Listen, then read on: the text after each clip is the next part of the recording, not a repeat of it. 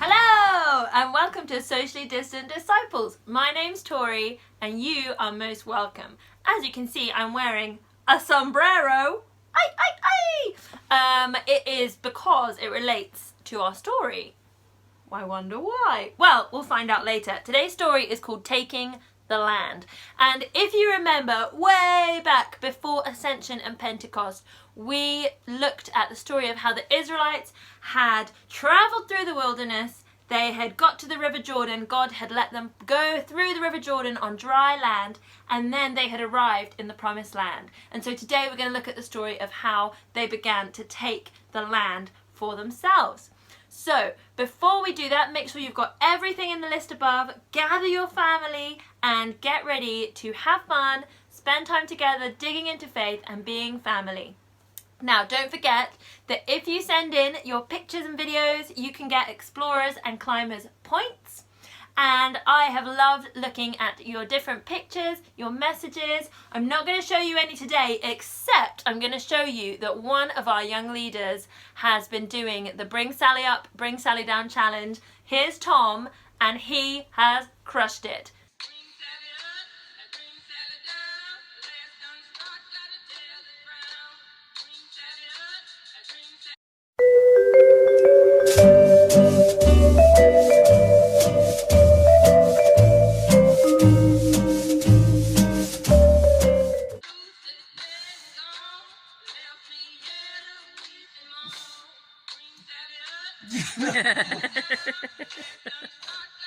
Well done, Tom. Yes, that's right. He definitely beat Sam. He did it for much longer than Sam did.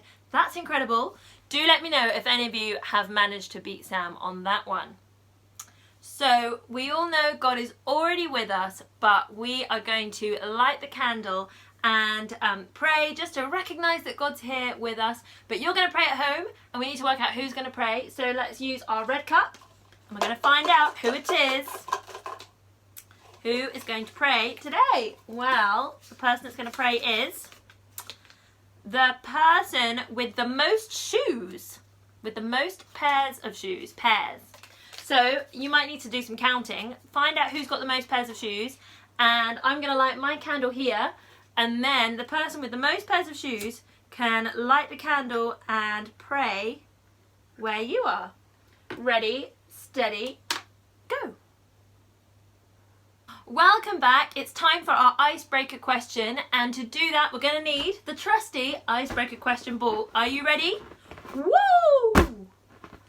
Which is better, crunchy or smooth peanut butter, and why? So which is better, crunchy or smooth peanut butter, and why?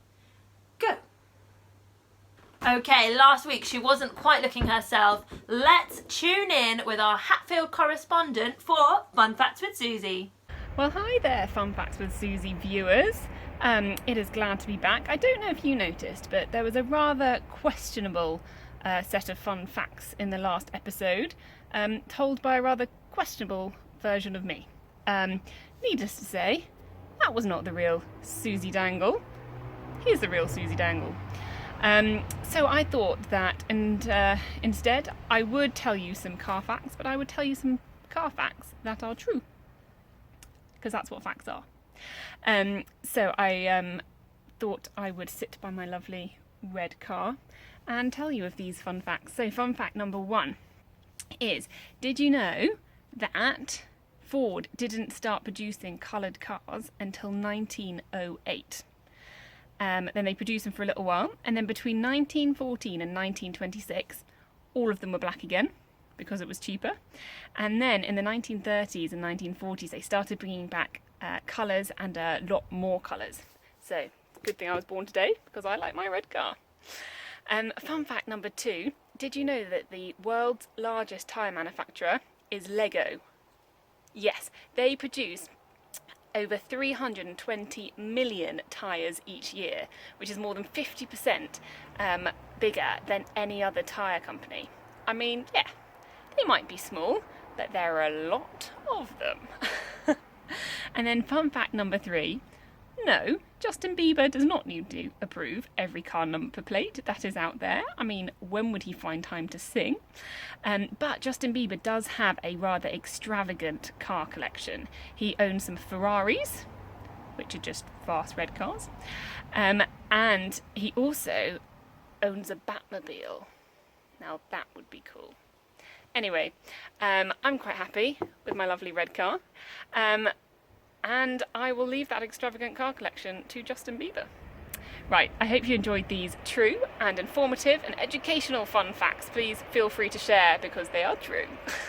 All right, back to Tori in the studio.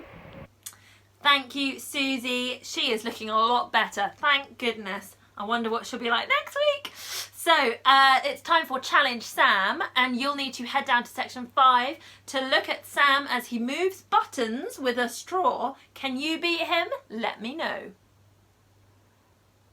Now, today's story is all about going into battle. And when you go into battle, what do you wear? Do you wear a sombrero? No, that would be stupid. What you wear is a suit of armour.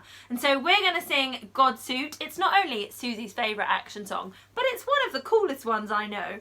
And it talks about the armour of God, the sword of the Spirit, the shield of faith, the belt of truth, buckled around your waist, the helmet of salvation, the breastplate of righteousness in place, the feet firmly fitted with the gospel of peace. Make sure you put on your armour of God, guys. Head down to section 4 and sing along. It is time for our Bible story. Today's Bible story can be found in Joshua 10 to 11 and 24. So 3 chapters, which is quite a lot. You can read that in your kids' Bible, or you can use the older kids activity page and it's got a Bible story summary on one side. Or you can watch the Bible story video, which is in section 3. So choose how you're going to read your Bible and off you go.